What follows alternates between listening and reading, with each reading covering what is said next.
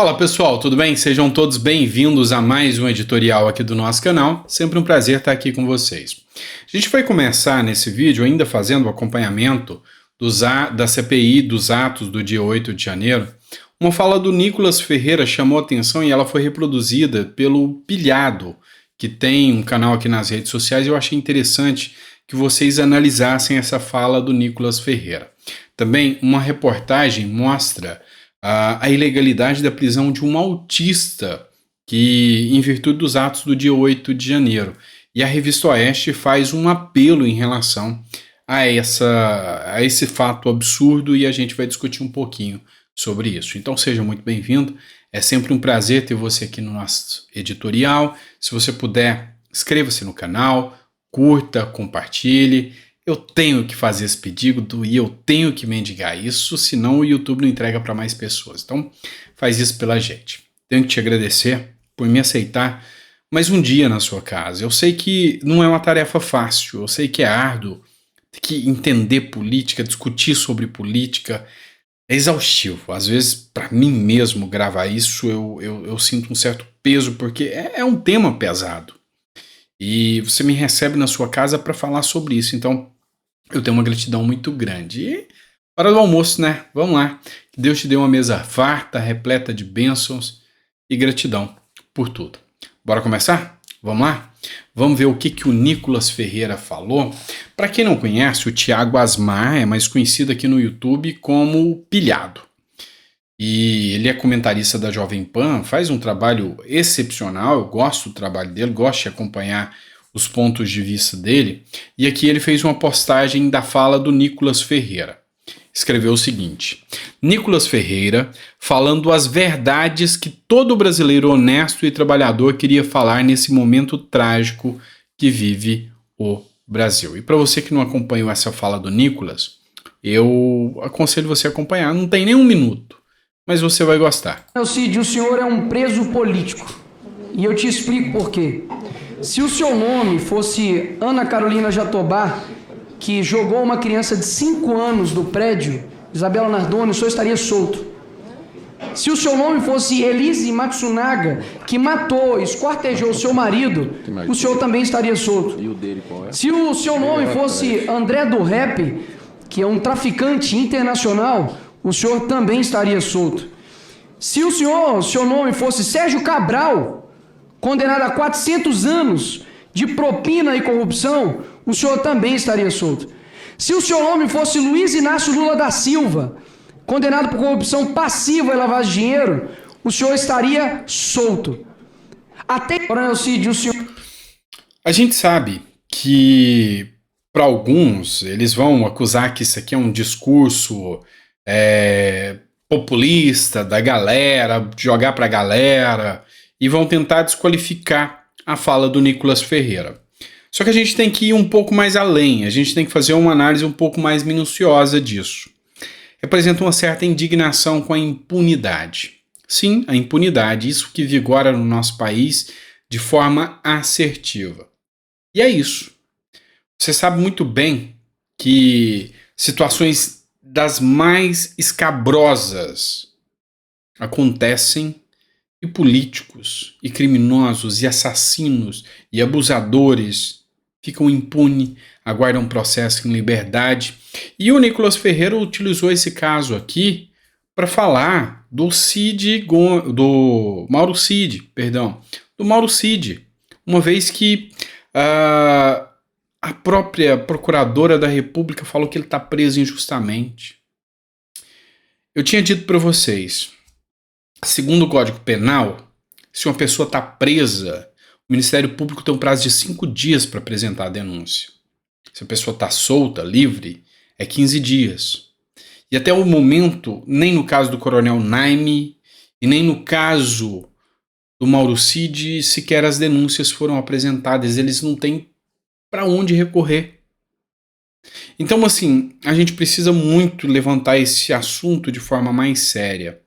Até onde pode o Estado democrático de direito, com o devido processo legal, estar sendo utilizado contra determinadas pessoas, não pelo que efetivamente se cometeu, mas por quem é essa pessoa.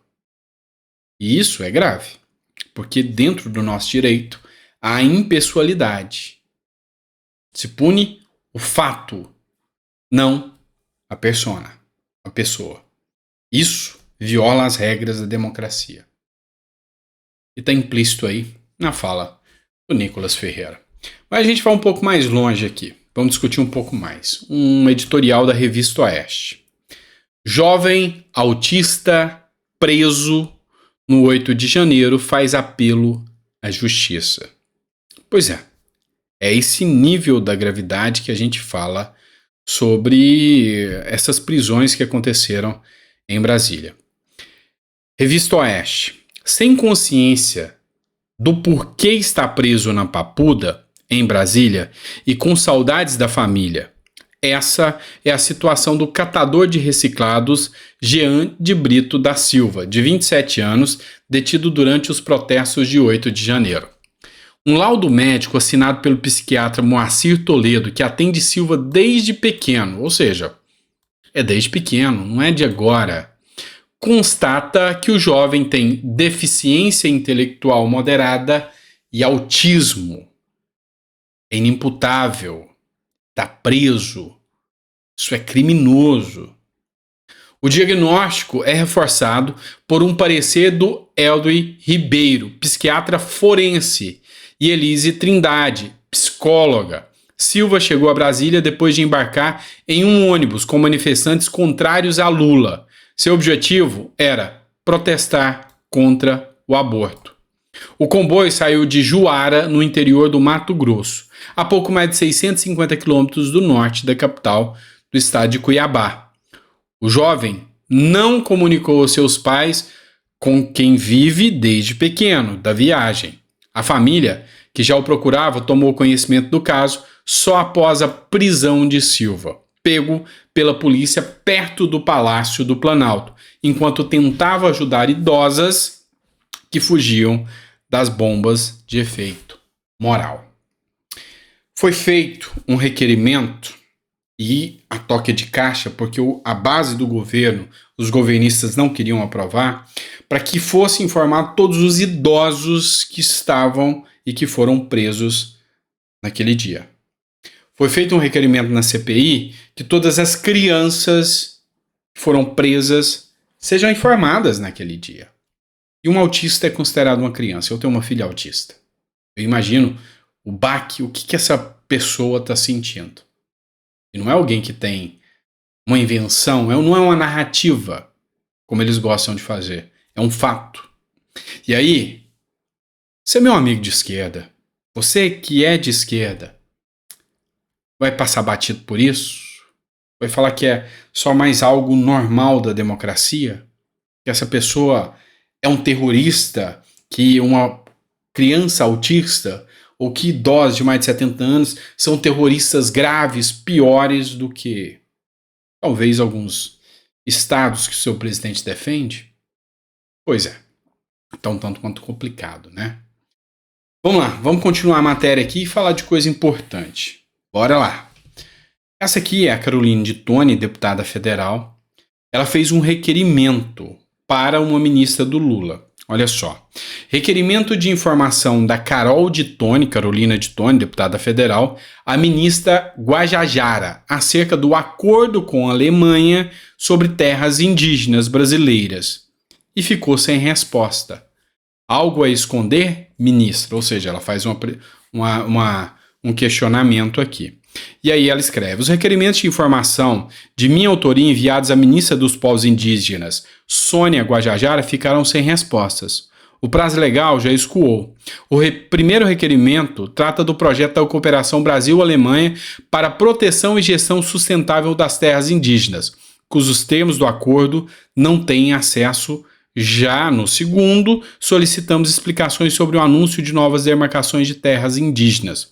Os prazos venceram em 3/5 e 6/7, respectivamente. Pedidos como esse não podem ficar sem resposta.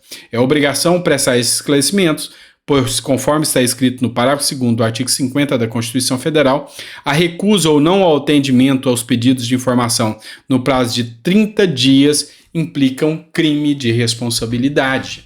E sim, está claro e nítido no artigo 50 da Constituição.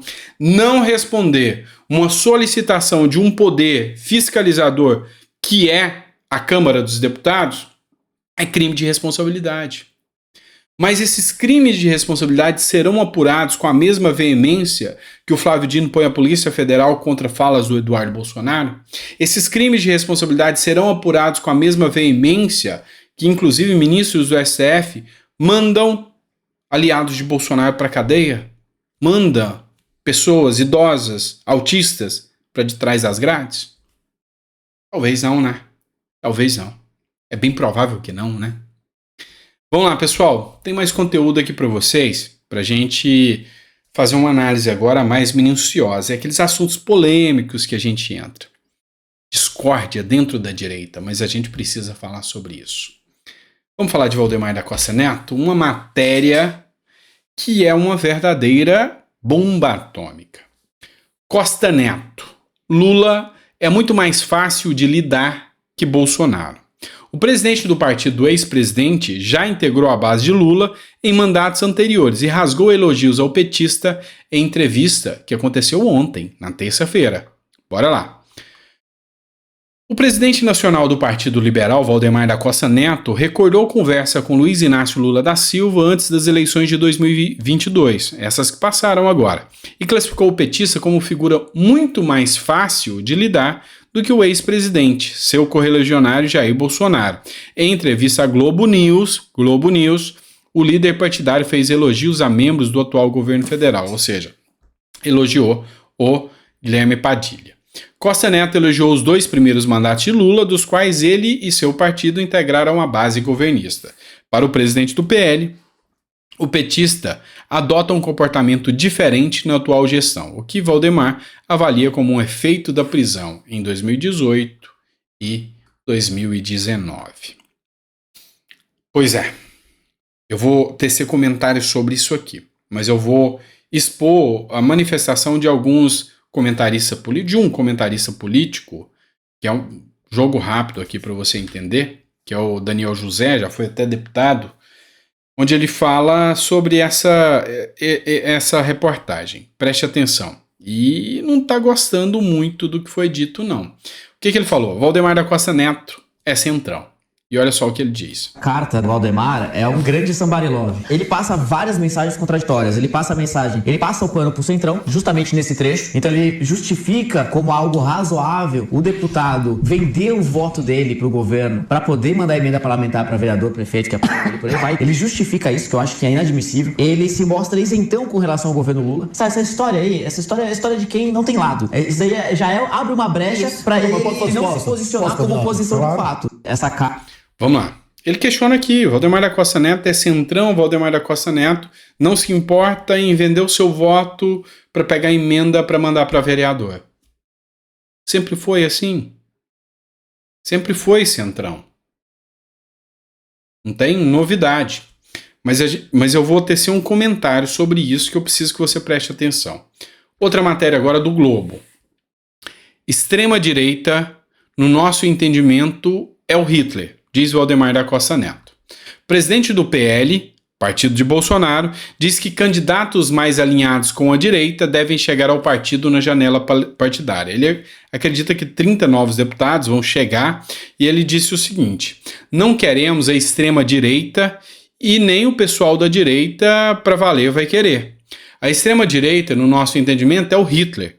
Eles são de direita e o partido vai caminhar nesse sentido, aumentando a nossa base com esse pessoal. Ou seja, aqui o Valdemar da Costa Neto, ele argumenta que não é extrema-direita, ele rechaça o termo extrema-direita e diz, não, somos de direita, extrema-direita são pessoas como Hitler. Nós não somos de extrema-direita, nós somos de direita. Precisamos fazer uma análise disso. É impressão minha ou você não entendeu que a mídia conseguiu ver o ponto fraco, mais fraco da direita, que é uma coisa chamada ego, é uma coisa chamada extremismo. Como assim? Vou te explicar. Eu percebi, tanto na primeira quanto na segunda matéria que eu coloquei aqui, de que potencializa uma fala do Valdemar da Costa Neto para criar um racha em torno do Valdemar da Costa Neto, Bolsonaro e os apoiadores de Bolsonaro. Assim como deu certo com Tarcísio. E daqui para frente, você não vai ver mais matérias tentando queimar a imagem de Valdemar da Costa Neto, tentando queimar a imagem de Tarcísio ou de qualquer um que venha a ser de direita. Eles entenderam uma regra. Olha o que aconteceu. Vamos lá. Olha o que aconteceu com Frota. Olha o que aconteceu com a Joyce Hasselman. É só a gente jogar essa pessoa como traidora que a base Bolsonaro afasta. Então, a estratégia de atacar não resolveu. A gente atacou, Tarcísio se tornou governador, Zema está governador, a gente atacou, não deu certo. Mas, se jogarmos como traidores, a gente elimina os votos deles e o pessoal do bolsonarismo vai ficar sem ter para onde ir. É uma estratégia da esquerda. Ou não? Porque o Valdemar Costa Neto é centrão, você sempre soube. É novidade para alguém? Ele era da base do Lula nas gestões anteriores. É novidade para alguém? Não. Mas é simples. Comece a gerar atritos. Arte da guerra. Comece a gerar atritos. Cause a discórdia. E assim é fácil vencê-los. Então, só não entende quem não quer. As cartas estão na mesa. Correto? É isso, pessoal. Espero que vocês tenham gostado do nosso editorial. É sempre um prazer estar aqui com vocês, trazer mais conteúdo, falar um pouco mais sobre as nossas pautas aqui. E, às vezes, sei lá, viajar um pouco na maionese, errar um pouquinho, acertar um pouquinho, mas enfim, vale tentar, né? E eu acho que nessa visão a gente consegue ir entendendo as regras do jogo aqui, as estratégias da esquerda, o que está rolando, o que não está rolando, o que está dando certo, o que não está dando certo, tudo isso. É muito importante, tá bom? Grande abraço, fiquem com Deus e até o próximo editorial.